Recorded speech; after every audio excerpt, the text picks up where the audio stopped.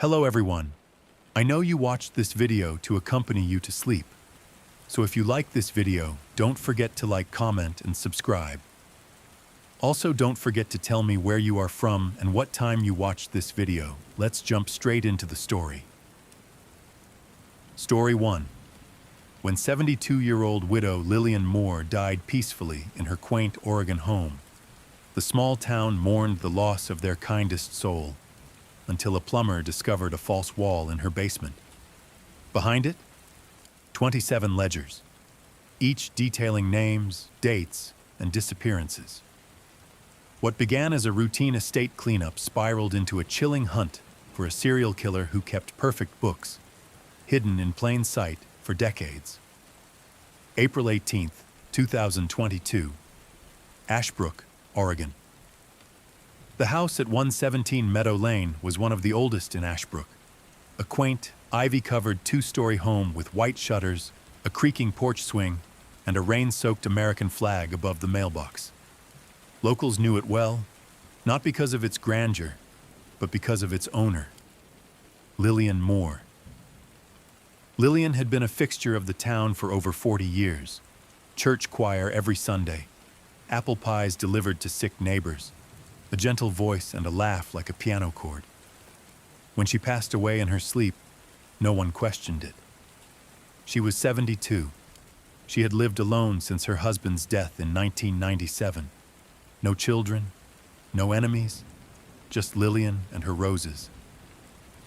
So when the estate executor called a plumber to investigate a small leak in the basement for resale prep, no one expected that what he would find behind the wall would unravel a decades-long mystery that had haunted Oregon's unsolved case files. The call James Peary had been a plumber in Ashbrook for 28 years. He'd worked on Lillian's house before, twice in fact, but never ventured into the back corner of the basement. That part had always been locked off with an odd collection of old crates and toolboxes. No reason to go digging through a retired woman's memories. But today, the leak came from the far back, near the furnace. He stepped through cobwebs, dragging his tool bag behind him, when he tapped the wall near a pipe. Hollow. He tapped again. This wasn't drywall. It was plywood, painted and dusted to blend in. Curious, James pried off one board with a screwdriver. The space behind it was about 4 feet deep and 6 feet wide. Lit only by the flashlight on his phone, James saw something strange. Stacks of composition notebooks. Dozens, neatly arranged. And sitting atop the first pile, a small plaque, tarnished but legible. Ledger room, do not disturb. The ledgers. James didn't touch anything at first. He backed away slowly, heart pounding. He wasn't a cop. He wasn't trained for this. But he'd seen enough weird crap over the years to know when something wasn't right. He called the Ashbrook PD. Within the hour, the house was swarming with detectives. Lead investigator Sergeant Maureen Holloway took one look at the ledgers and called the Oregon State Police. By that evening, the state crime lab had confirmed what the town would learn days later. Each ledger contained detailed accounts of people, names, addresses, physical descriptions, and every single one of them was missing. Some were local, others were from neighboring states. Some cases dated back to the 1980s. All were marked with strange codes and exact dates, and at the end of every entry, a red check mark. Who was Lillian Moore? The town couldn't believe it. The Lillian they knew wasn't capable of hurting anyone. But suddenly, every scrap of her life was under a microscope. Her late husband, Charles Moore, had died of a heart attack at age 63. No autopsy had been performed, just a closed casket funeral and a quiet burial. Her house had no history of complaints, no 911 calls, no missing persons reports filed from her residence. Yet, here they were, with 27 ledgers, each filled with meticulous notes in perfect penmanship. Subject number 14, male, mid-30s, last seen leaving Hitchman Trail at 5:42 p.m., lured with truck trouble. Response, compliant. Site prepared. Check complete. No trace left. Over and over. Site prepared. Check complete. The basement.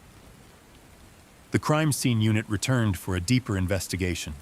Behind the ledgers, a false floorboard.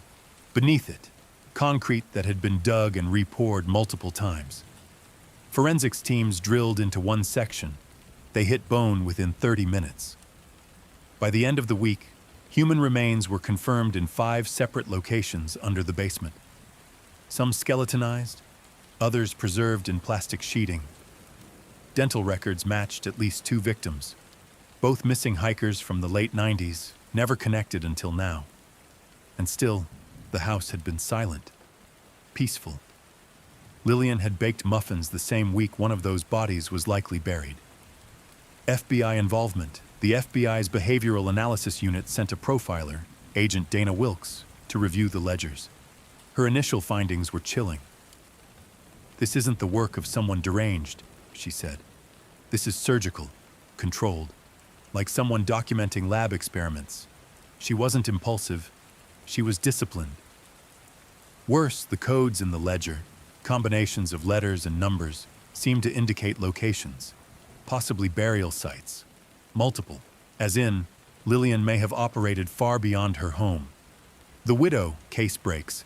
News outlets dubbed it the Widow Ledger case within days. Old interviews surfaced, church bulletins, photographs of Lillian smiling at potlucks and quilting bees. But with each smiling photo, a deeper horror emerged. One ledger entry described a missing woman from Idaho in 2002. Lillian had visited a quilting expo there that same month. Another entry matched the disappearance of a hitchhiker in Nevada in 1995. Lillian's gas receipts from that summer showed a purchase within 12 miles of the dump site. There were no coincidences, and she had kept everything. The clue in Ledger Number 9. The most disturbing discovery came from Ledger 9, an entry that included a drawing of a tattoo.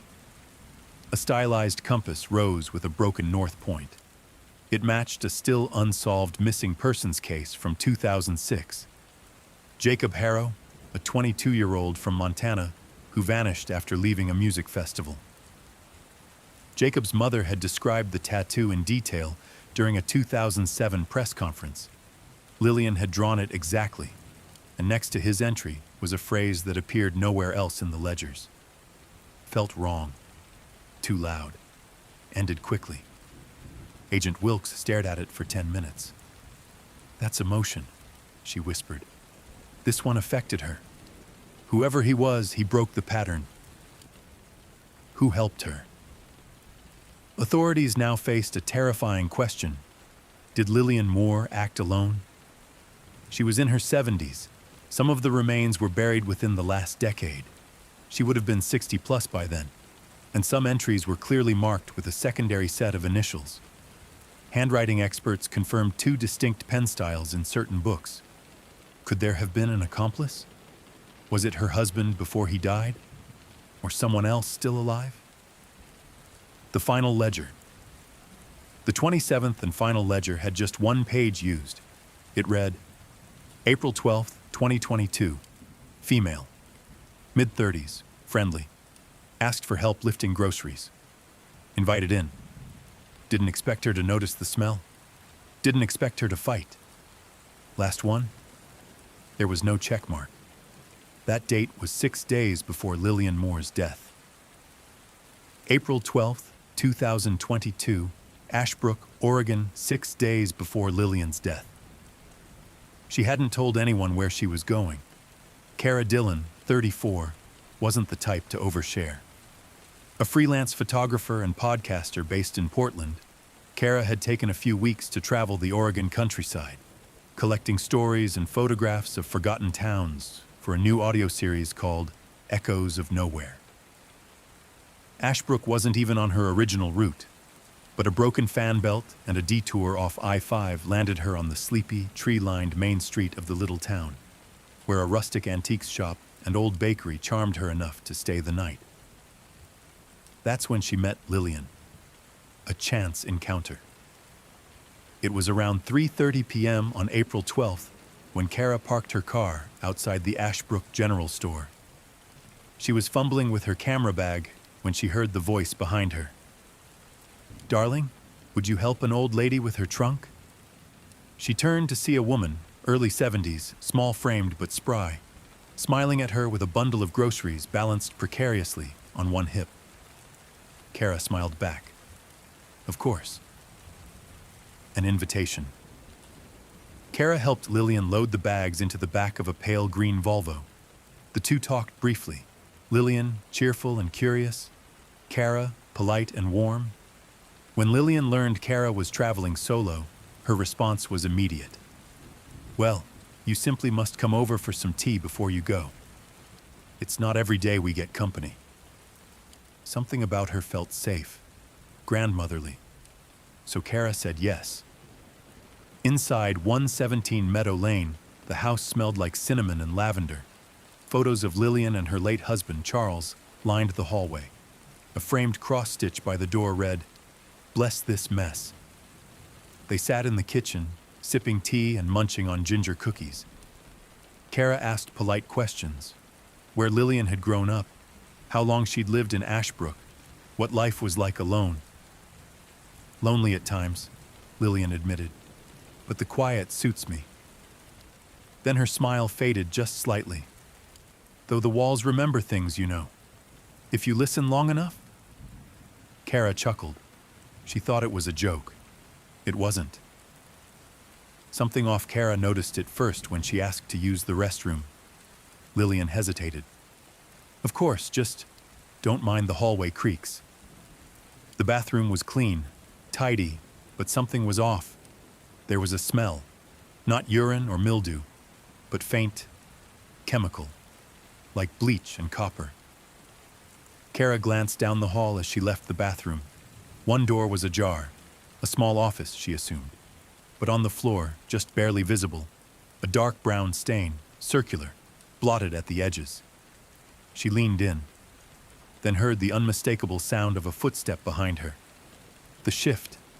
Lillian stood in the hallway, her smile gone, her posture wrong, still, but rigid, as if she were waiting for Kara to move first. "Did you enjoy the tea?" Lillian asked softly. Kara's throat felt tight. "Yeah, it was great. I should probably head out, though. Long drive." She backed away, heading for the front door. "Of course," Lillian said. "It's always nice to meet someone who listens." Then she added, "Even nicer when they stay." The escape. As Kara reached the door, her instincts screamed at her. She looked at the deadbolt. It was engaged. Lillian hadn't locked it when they came in. Kara turned the latch and flung the door open. Behind her, she heard something fall. A mug? A chair? Then Lillian's voice, low and guttural. "You shouldn't have gone near the office." Kara sprinted to her car, got in, started the engine, and as she pulled away, she glanced in the rearview mirror. Lillian was standing in the road, not waving, just staring. Aftermath. Kara didn't report the incident immediately. She told herself it was nothing, just a weird interaction with an old woman. Maybe trauma from years of traveling alone, maybe nerves, maybe imagination. But 2 days later, she uploaded a voice memo to her private notes app. "Something's wrong in that house," she said. "The smell, the stain, the deadbolt." She looked at me like she wasn't done, like I interrupted something. That memo would go unheard for 6 days, until Lillian Moore died in her sleep, and the ledgers were found. Reconnecting the dots, when the police found the 27th ledger with Kara's description, Agent Wilkes sent out a quiet but urgent inquiry to the Ashbrook community. One name surfaced. The general store clerk remembered a young woman who helped Lillian with groceries that week. He even had security footage. Facial recognition confirmed it. Kara Dillon. And when police contacted her 2 days later, she had one question. "Was there a red check mark next to my name?" They told her no. Her voice shook. "Then I was the last." The interview agent Wilkes met Kara in Portland for a recorded interview. Kara played her voice memo. She described the room, the smell, Lillian's switch in demeanor, then something strange. She said something to me. I forgot it until now. She said, "It's nicer when they stay." Then she said, "The wall listens even when I sleep." Wilkes leaned forward. "The wall?" She kept glancing at one section of her hallway, Kara replied, like it was going to answer her. Hidden room theory. Forensic scans of the basement confirmed something chilling. Sound insulation, deliberately installed around the false wall, designed to trap sound inside. No one ever heard screams. Lillian had engineered the silence, but Kara had interrupted a possible ritual, one that had followed a pattern across every ledger. The T, the trust, the vulnerability, then the execution. Kara had broken the ritual, and now Wilkes suspected something deeper. That entry in the last ledger, it wasn't just documentation. It was a trigger. And when she missed her mark, it unraveled her. Death by unfinished pattern. Lillian Moore died in her sleep on April 18th. No signs of struggle, no poison, no foul play, just gone. But what stood out was what the coroner found. Her final meal, ginger cookies and tea, the same kind she served Kara, and beside her bed, a red pen, cap removed, ink still wet. April 21st, 2022, Ashbrook, Oregon. In the wake of the ledger's discovery, a dedicated task force had been formed to cross-reference entries with national missing persons databases. One entry in Ledger 6, however, stood out, not for what it said, but for what it didn't. The page was mostly blank. No name, no location, just a date. August 5th, 1998. And in the right-hand margin, written vertically in different handwriting. G, escaped, saw too much. Error not to follow. Agent Dana Wilkes froze when she read it. This wasn't Lillian's usual style. Clinical, detached, methodical. This was emotional, an outburst, a warning. The team dubbed him G, the one who got away. And after 2 days of digging, they found him. His real name was George Baylor. He lived in a rundown trailer off the coast in Lincoln County, Oregon. Under the radar, no driver's license, no social media footprint.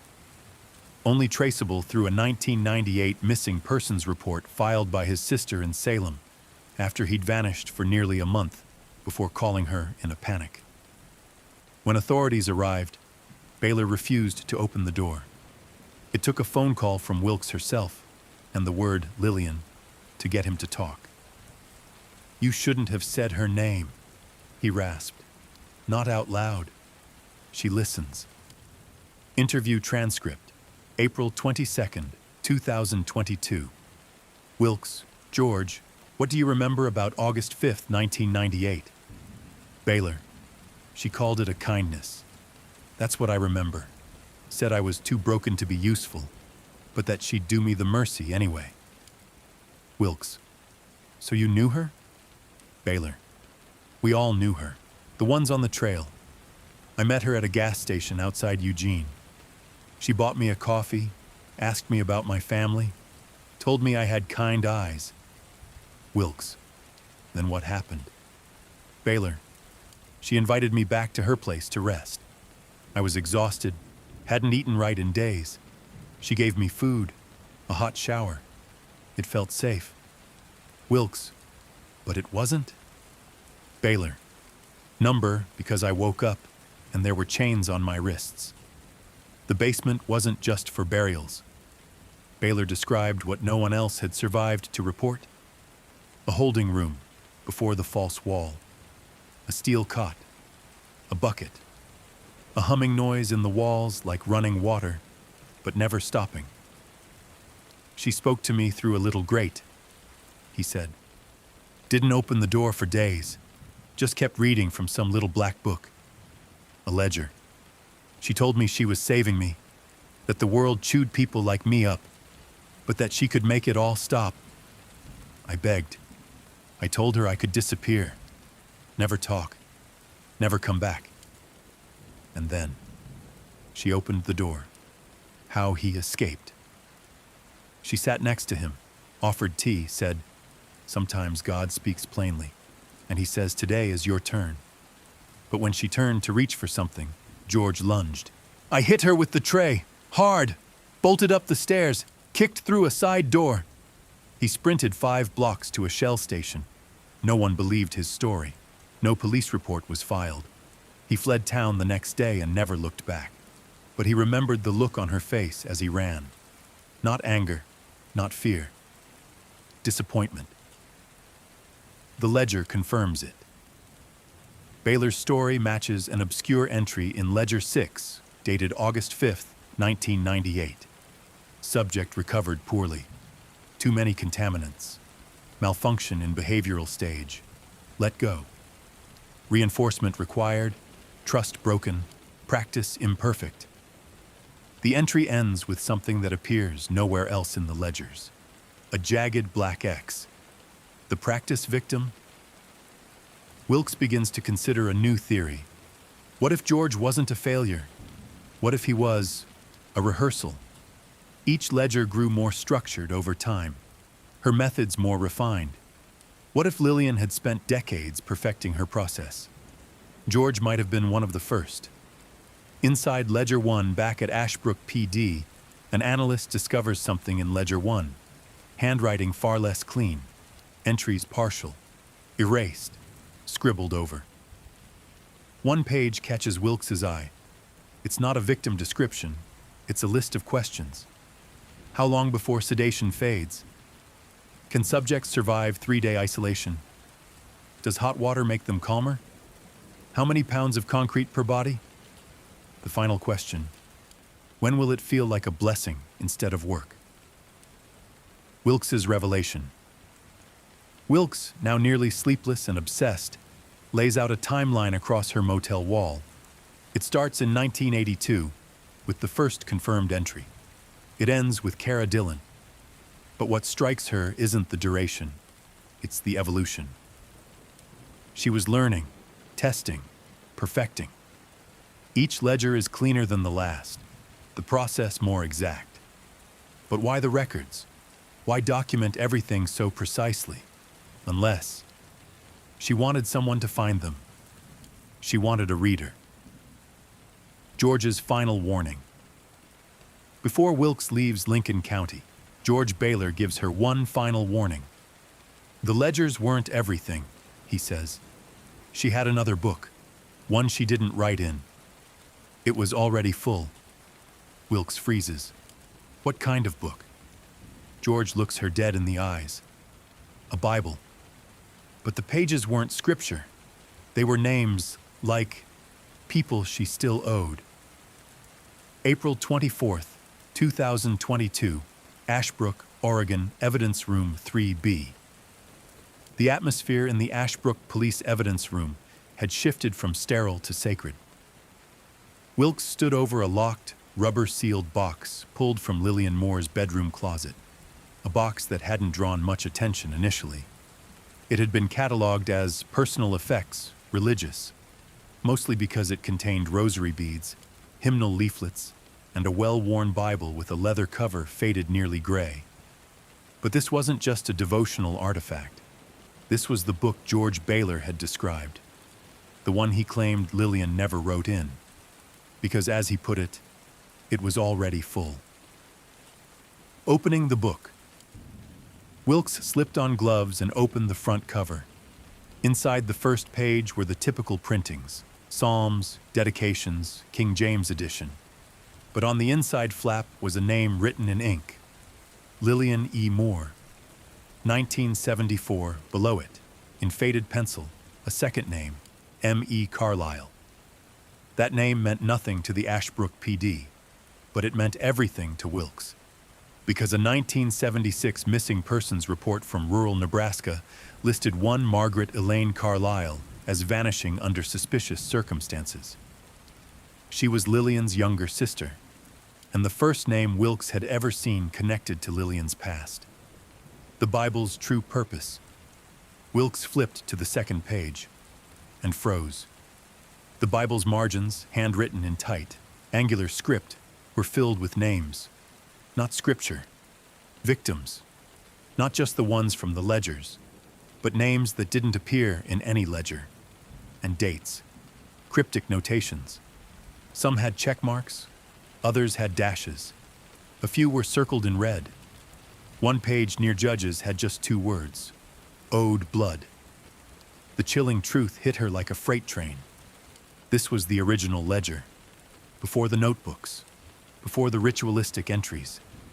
This was where the names first went, the genesis of Lillian's accounting. The red circle names. Wilkes isolated 12 names circled in red ink. 9 of them had no record. Not missing persons, not arrests, not hospital visits. Nothing. Ghosts. The other 3? All still alive. Wilkes pulled their records immediately. Samuel Ferner, 65, Vietnam vet, living in Portland under state disability. Kelsey Dunn, 41, nurse practitioner, Boise, Idaho. Micah Nolan, 33, incarcerated for armed robbery in Spokane. Why were these people in her Bible? And more importantly, why circled? The pattern emerges. Late that night, Wilkes stared at Lillian's Bible, the ledgers spread around her like a desecrated cathedral. She noticed something subtle. Every red circled name appeared before a sudden gap in ledger entries. Days, sometimes weeks, where Lillian hadn't recorded anything. Then she'd pick up again, often with emotionally detached language like, reset complete, preparation renewed, chorus stabilized. Wilkes whispered aloud. She was visiting them. Visiting the first name. Wilkes prioritized Samuel Ferner, the oldest, a reclusive man living in Portland's northeast quarter. He had survived 2 strokes and spoke with difficulty. But when Wilkes showed him Lillian's photo, his expression collapsed. She came to me in '85, he said, hands trembling. Told me I needed to confess. Wilkes asked what he had to confess. Ferner didn't answer at first, but then he leaned in, whispering. She knew about me and Carla. Carla had been his wife. She vanished in 1984. The case was never solved. Ferner had always claimed she left him. She told me she'd already forgiven me, said she'd seen how the blood spilled. But I hadn't told anyone that part. Not a soul. Lillian the cleanser? Wilkes's working theory began to shift. Lillian hadn't been killing random victims. She'd been targeting people who had dark secrets, things no one else knew. Could she have believed she was offering some twisted form of redemption? A sentence from the Bible's back pages seemed to support this. Those unjudged in life shall be weighed by me. It is not murder. It is balance. It was dated 1978, 4 years after Margaret Carlisle disappeared. Wilkes makes a call agent. Wilkes contacted Boise PD to arrange a visit to Kelsey Dunn, the second red-circled name. She also requested to speak with Micah Nolan, still in state prison.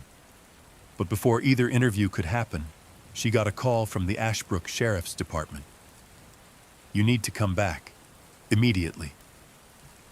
Wilkes returned by dawn and found officers gathered around her desk. Someone had delivered an envelope addressed to her. No return address. Inside, a single page torn from a ledger, and on it, her own name. A warning or a threat. It wasn't a death sentence, not like the others. The page simply read, Subject W, approaching knowledge, watching too close, might listen, might change. And below that, in the same red ink used in the Bible, decide what you want to become. Wilkes sat back, stunned. There was only one person who could have written that recently, and she'd been dead for a week. Or had she? April 26th, 2022. Ashbrook, Oregon. The house at 117 Meadow Lane had become a monument to dread.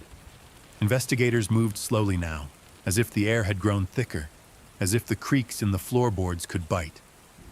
Most of the house had been turned over several times, but not the attic. It was sealed behind an old wood panel in the upstairs linen closet, hidden with a thin sheet of drywall painted the same shade as the closet walls. A crime scene technician noticed it only by accident, running a moisture sensor across the ceiling and finding a perfect square of abnormal density. Wilkes ordered it opened immediately. What they found inside changed everything. The crawl space. The opening revealed a narrow crawl space, less than 3 feet tall but nearly 10 feet deep. It smelled of dust, cedar, and something faintly metallic. Inside were 3 items: a locked metal box with a rusted latch, a set of old cassette tapes, unlabeled, stored in a canvas bag, a wooden rocking chair, facing the wall. It was placed with deliberate intention, as though someone had once sat for hours, staring at the insulation, as though the wall might talk back. Wilkes crouched inside and picked up one of the tapes. On its side, in faded Sharpie, July 17, 1994, Echo number 3. The widow's voice. Back at headquarters, the techs found an old cassette player in evidence storage. Wilkes slid the tape in, pressed play, and heard it. A hiss, a crackle. Then, "If they find these, I want it known that I never started with blood." That came later. First, I was just listening. The voice was unmistakable. Lillian Moore. Not sweet, elderly Lillian, the one with floral aprons and baked cookies, but something darker, stripped of warmth, methodical, cold. The walls talk when it's quiet enough. That's what Margaret taught me. Margaret's voice? Later in the tape, another voice emerges faintly in the background. Younger, software panicked. "Lillian, stop writing while I'm talking, please. Why are you doing this?" Wilkes froze.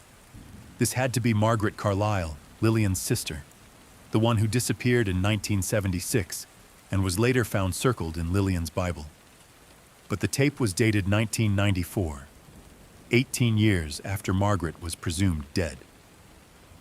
She stayed here. Wilkes reviewed the attic space again, this time looking for DNA traces. Behind the insulation, a sealed panel led to an inner chamber, about the size of a small closet. It had been lined with quilts.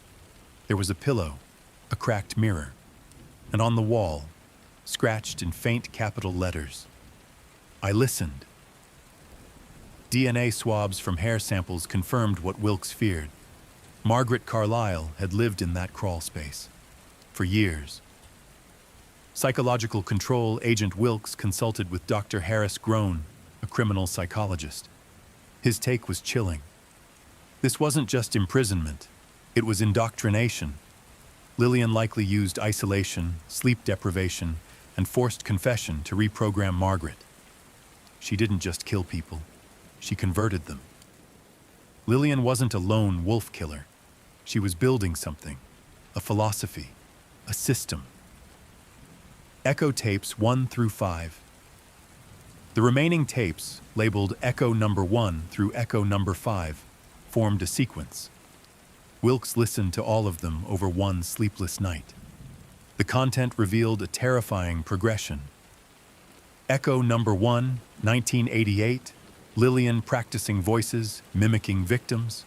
Echo number 2, 1991, conversations between Lillian and Margaret about balancing the ledger. Echo number 3, 1994, Margaret pleading for release, then gradually repeating Lillian's phrases. Echo number 4, 1998, Lillian planning George Baylor's kidnapping. Echo number 5, 2001, a conversation between Lillian and a young female voice, possibly another recruit. "You must be quiet before you can be sharp," Lillian tells the girl. Silence makes the line straight. The sharp girl tape number 5 ends with a chilling phrase. "You're ready now, Kay." Wilkes rewound it. Kay. She played it again. The girl doesn't speak her name, but Lillian does. Kelsey, I need you to remember. If something happens to me, don't finish what I didn't start. Wilkes sat bolt upright. Kelsey Dunn. The second name circled in red in the Bible. The nurse practitioner from Boise. Wilkes had scheduled an interview with her, but now it wasn't just routine. Now Kelsey was possibly more than a survivor. She might be the next Lillian. Preparing for Boise, Wilkes contacted Boise PD again. They agreed to help set up a quiet, off-record meeting with Kelsey Dunn, who had never been suspected of anything in her life. No criminal record. Glowing evaluations from hospital staff. But something didn't sit right. Wilkes reviewed Kelsey's work history again and found a pattern. Every year, around the same week in October, she requested vacation leave. The same week each time. A week coinciding with several missing person reports. Across 3 states. Nothing definitive, but enough to raise alarm. Wilkes packed her case. Boise was next. Final tape. Echo number 6. Before leaving, a tech rushed into the office. Agent Wilkes, you need to hear this. A 6th tape had been found, tucked into the lining of the attic's rocking chair. It had no label, no markings. They played it. Hello, Dana. Lillian's voice. Director. Calm. You must be tired by now. I was too. If you found this, then you're getting close. But I wonder, Agent, have you asked yourself why you keep listening? The ledger wasn't meant to record the past. It was meant to choose the future. April 28th, 2022, Boise, Idaho. Agent Dana Wilkes sat inside a nondescript office suite leased temporarily by the FBI on the outskirts of Boise. She adjusted the files in front of her, the Bible pages, the transcribed tapes, a printed photograph of Kelsey Dunn, and a timeline of the disappearances that aligned all too well with her annual vacations. Outside, the city hummed with its usual rhythm, unaware of the potential storm sleeping within its limits. At precisely 10 a.m., the door opened, and Kelsey Dunn walked in. Mid-40s, professionally dressed, composed. Her expression wasn't nervous. It was curious. First impressions. Wilkes extended her hand. Kelsey shook it firmly, her eyes steady. Thanks for coming, Ms. Dunn. I appreciate you agreeing to this off the record. Kelsey smiled politely. Of course. Anything I can do to help. You said this had to do with Lillian Moore? Wilkes paused. She wanted to see Kelsey's face when she said the next sentence. Yes. You were one of 12 names found inside a handwritten list in Lillian's Bible. Kelsey blinked once, tilted her head. I'm sorry. Who? The memory game. Wilkes leaned in. You were a minor when she may have first contacted you. Does the name not ring a bell at all? Kelsey's brow furrowed, a practiced look of reflection. I don't think so. Wilkes slid a cassette recorder across the table. We have tapes from her attic. You're mentioned by name on one. A flicker of something crossed Kelsey's face. Recognition? Or calculation? Wilkes couldn't tell. That's impossible, Kelsey said. I've never met her. The Echo number 5 tape. Wilkes played the relevant segment of Echo number 5. Lillian's voice. You're ready now, Kay. Silence makes the line straight. Young female voice. But what if I hear them still? The others? Lillian. Then you haven't listened long enough. Remember, don't finish what I didn't start. Wilkes paused the tape. That's your voice, isn't it? Kelsey stared at the player for a long moment. Then she smiled. Not confused, not fearful, amused. The revelation. That wasn't me, Kelsey said smoothly. But I know who it was. Wilkes didn't expect that. Go on. Kelsey leaned back in her chair, folding her hands. Her name was Callie. We were in foster care together. Lillian visited the group home twice. I was the one she didn't pick. Callie went with her. Wilkes raised an eyebrow. You expect me to believe there's another woman connected to Lillian, unaccounted for, and you just happen to know her name? Kelsey's smile faded. I'm not expecting anything. You asked who it was on the tape. I told you. Digging for Callie, Wilkes excused herself briefly and called Quantico. She requested a search on Callie, no last name, from Boise area foster homes in the late 1980s and early 90s. The preliminary results were unsettling. There was a Callie Ann Harmon, born 1982, entered state care in 1987, disappeared in 1995 at age 13, case closed as a runaway.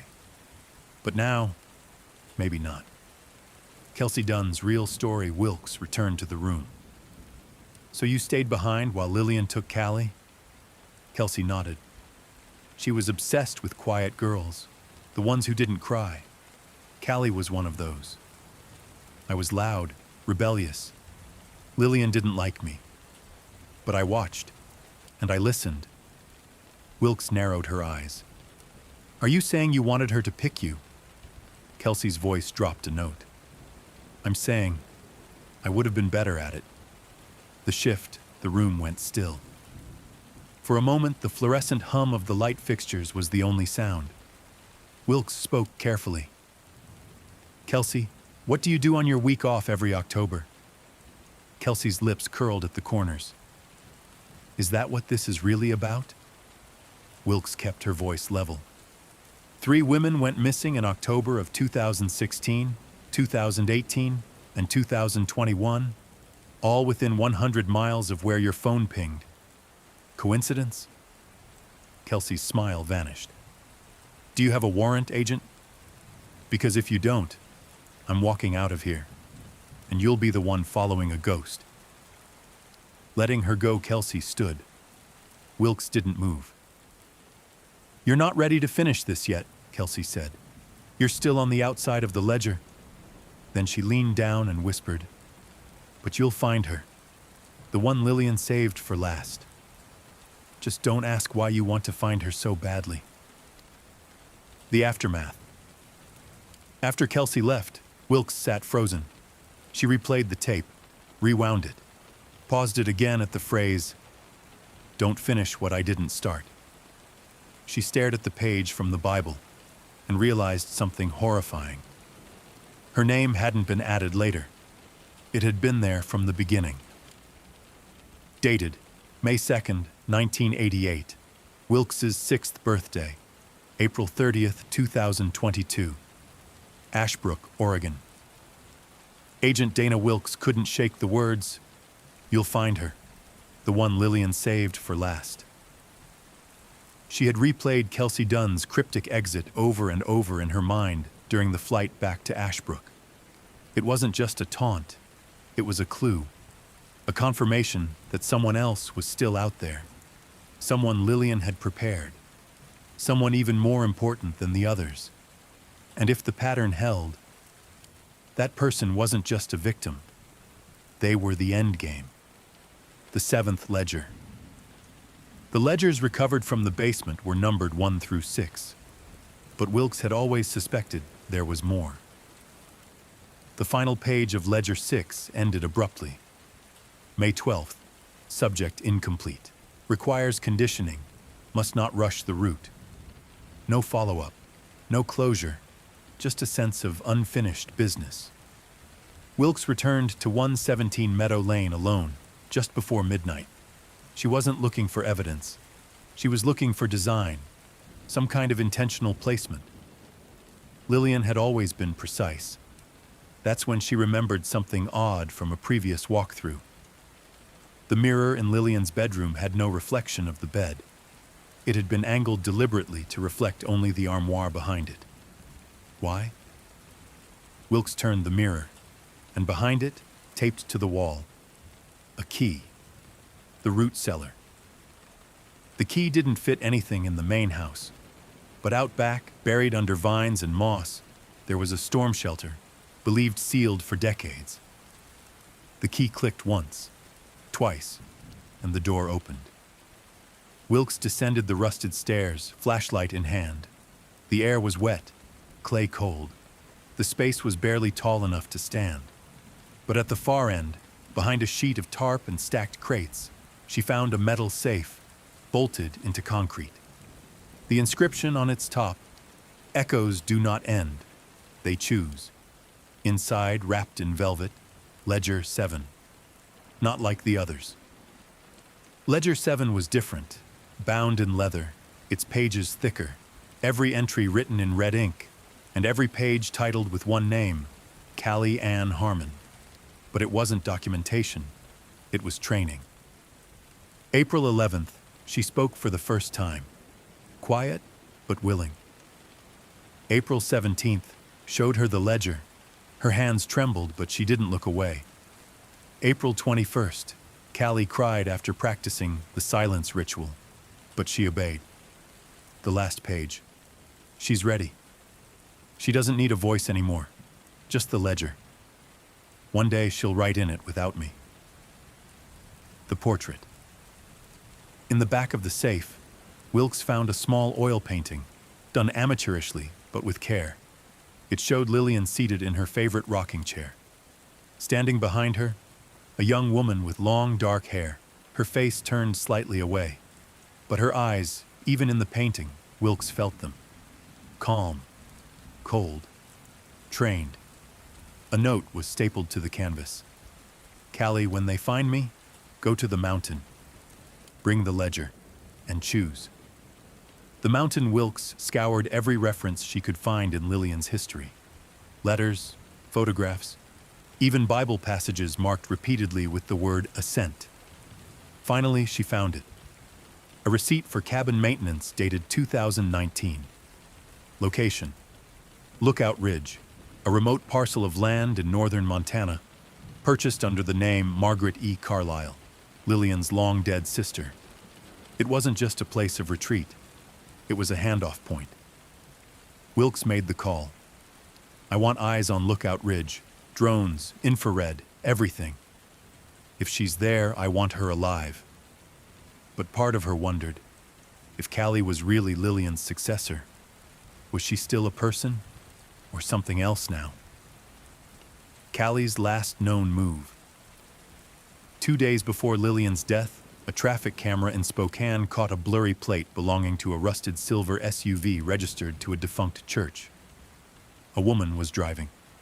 Passenger seat. A shape. Hard to define. Possibly a mannequin. Or possibly a body. The timestamp, April 16th at 11:43 p.m. Wilkes stared at the still image, enhancing the shot. A sticker on the windshield. Lookout Ridge Access Pass expires May 2022. A theory emerges. Wilkes returned to her motel and paced. The Bible, the ledgers, the tapes. None of them were confessions. They were recruitment. And Lillian's death wasn't the end of her crimes. It was the baton pass. Callie had been groomed, broken, then shaped, not to kill in Lillian's style, but to adapt it, to modernize it, spread it. And if the final instruction was go to the mountain, it meant only one thing. She's waiting for someone. Wilkes realized it might be her. Final entry. At the very end of Ledger 7, in small writing, upside down, on the back cover, she is no longer my echo. She is my mirror. And mirrors reflect what's watching. May 3rd, 2022, Lookout Ridge, Montana. The air was thinner here. Agent Dana Wilkes stepped out of the blacked-out SUV and stared into the dense forest ahead. A tactical team from the FBI's hostage rescue unit flanked her. 6 men and women, each outfitted in black, each silently adjusting their gear. They were perched a half-mile below the last known coordinates of a structure listed under a decades-old false name, Margaret E. Carlisle. A drone had spotted the cabin. It was real, wood-framed, secluded. No power lines, no driveway, just a footpath disappearing into the pines, and movement inside. The approach. Wilkes took point behind the lead agent. Every step up the slope felt weighted, By altitude, by dread, by the growing certainty that this wasn't going to be a rescue. The last drone image had shown something strange. A large circle, maybe 15 feet across, cleared in the snow behind the cabin. Not a fire pit, not tracks, just emptiness. When they were within 200 feet, the lead agent signaled. They split into two groups. Wilkes went with the breach team. The cabin. They approached silently. The place was deathly quiet. No smoke from the chimney, no barking dog, no sign of human life, until Wilkes spotted a string of bones hanging from the awning. Tiny, white, bird-like. Or not. They're human phalanges, one of the agents muttered. The front door creaked open. Inside, clean, warm, Spartan, a bed, a desk, a fireplace, and on the desk, sitting in the middle like a centerpiece, Ledger 8. A letter from Callie. Next to the ledger was a single sheet of parchment, folded precisely into thirds. Wilkes opened it. Handwritten, smooth, no mistakes. Agent Wilkes, you've come far. You've earned this. The ledger ends here, because it is yours now. We all inherit something. You've been reading mine. But you haven't asked the question you're meant to. Not, who is Callie? But, why are you still following the trail? The hidden room. They swept the rest of the cabin and found what they expected. Nothing ordinary. In the back, a door behind a tapestry. A spiral staircase led down. At the bottom, no blood, no screams, no captives. Just books. Shelves and shelves of them.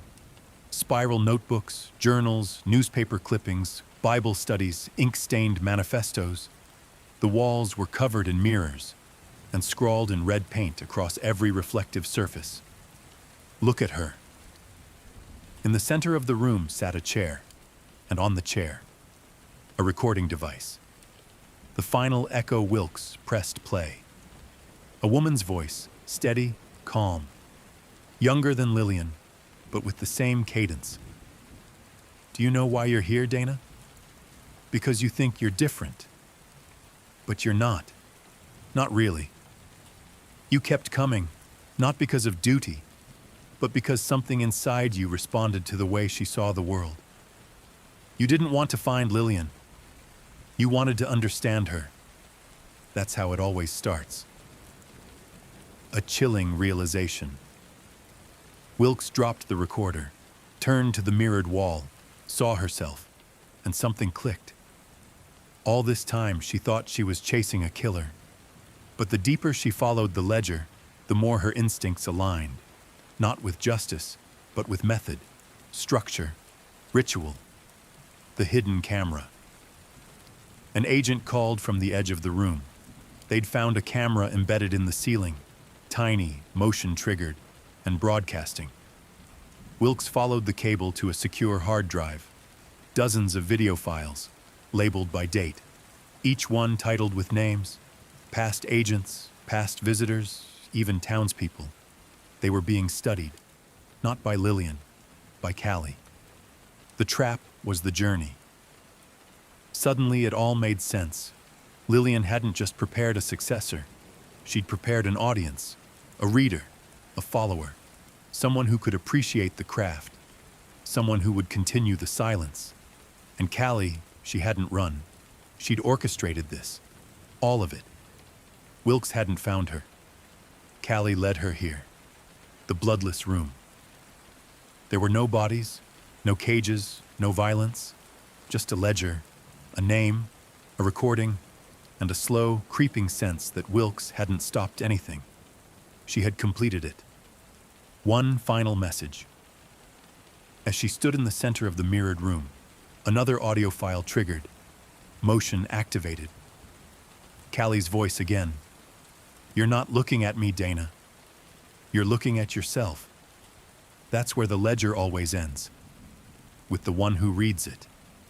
May 3rd, 2022, Lookout Ridge, Montana. The final ledger sat in Agent Dana Wilkes's hands like it had always belonged there.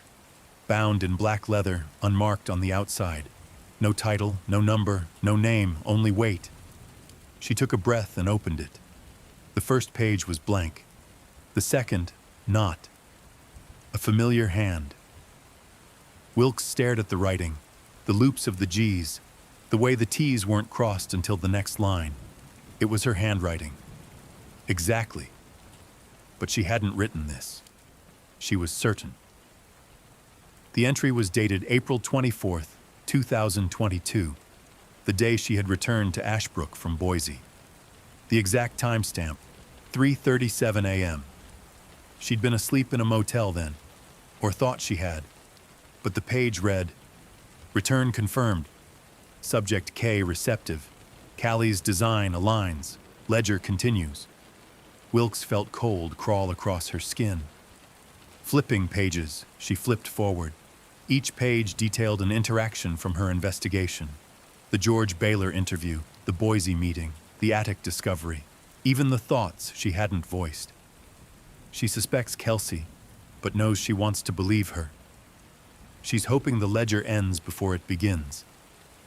There were no cameras in those moments, no transcripts, but they were written here, word for word, pages unwritten. After 10 pages, the writing stopped. The rest of the ledger, blank, waiting. For her, Wilkes shut the book and stood from the mirror-lined room. Tactical agents swept around her, still checking the cabin, still unaware that the real trap wasn't physical. It was psychological, spiritual, intentional. Quiet becomes loud. Outside, the forest swayed in a breeze that didn't touch her. Wilkes looked up toward the treetops. For the first time in days, she realized how quiet it was, and how comforting that silence now felt.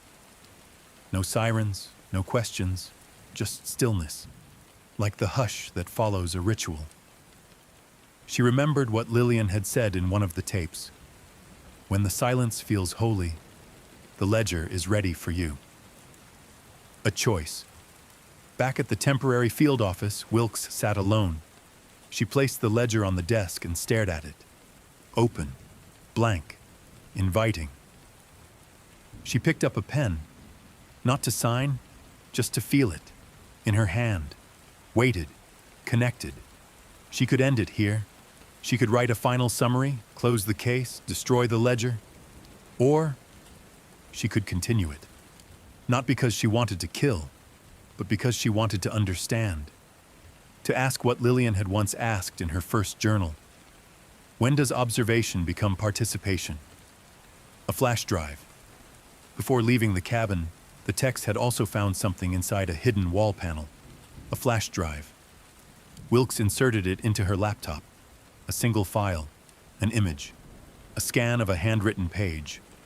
Lillian's handwriting. The title, Future Candidates Preliminary.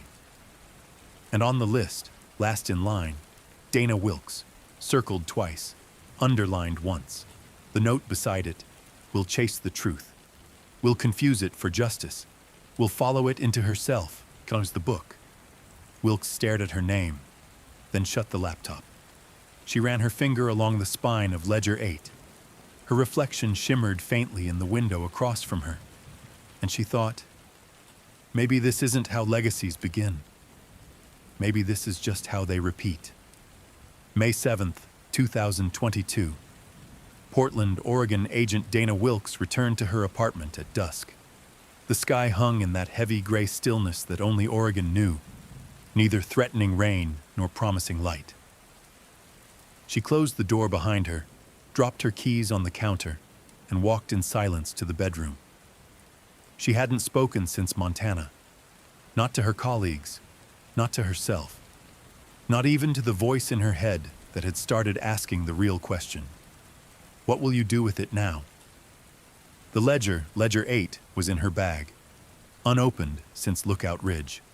She hadn't written anything, but something had. The bedroom. Her bedroom light flickered as she turned it on. She froze. Laid neatly on the center of her bed was another copy of the ledger, identical in every detail. Same leather binding, same unmarked cover. But this one wasn't blank. She opened it with shaking hands. The first page had a new entry. May 7th, subject returns. Still silent, still listening. Perfect. Beneath it, a red fingerprint. Not hers. The fingerprint. The Bureau's forensic lab would later confirm the fingerprint belonged to Callie Ann Harmon. But that would be days later. And by then, the damage was done. Because this wasn't just a message. It was an invitation and a warning. Surveillance footage. Wilkes immediately checked her building's security cameras. The footage was intact. But the woman walking the hallway at 4:11 a.m. was not recognizable. Blonde wig, surgical mask, a slight limp. She didn't look at the camera once. But when she passed Wilkes's door, she paused. Held something in her hand. Then continued. In and out in 11 seconds. Clean, precise, trained, a message on the mirror. Wilkes turned back to her bathroom. And there, scrawled on the mirror in red lipstick. The ledger isn't written by the hand. It's written by the mind. And underneath, it's already yours. Dream or memory. That night, Wilkes dreamed of Lillian's voice. It wasn't frightening. It was soft, coaxing, as if she were standing behind Dana's childhood bedroom door. You've always kept records, Dana. Your notebooks, your case logs, your silent judgments. The ledger didn't change you. It found you. She woke in a sweat. Ledger 8 on her nightstand, open, and the next page filled in. May 8th, she questions herself. Good. That means the line is near. One last tape. A package arrived the next day. No return address. Inside, an old mini DV tape, labeled simply, Echo Number 0. It was grainy, black and white. The image flickered like candlelight. It showed a young girl, maybe 10, sitting on a hardwood floor in a school uniform. She stared at the camera, then at someone off screen. Then she said, "You don't have to teach me what they did wrong. Just show me how to keep the silence." The timestamp, 1990. The girl, unmistakably, Dana Wilkes. Epilogue. 2 weeks later. The Ashbrook PD received an anonymous package. Inside, a flash drive.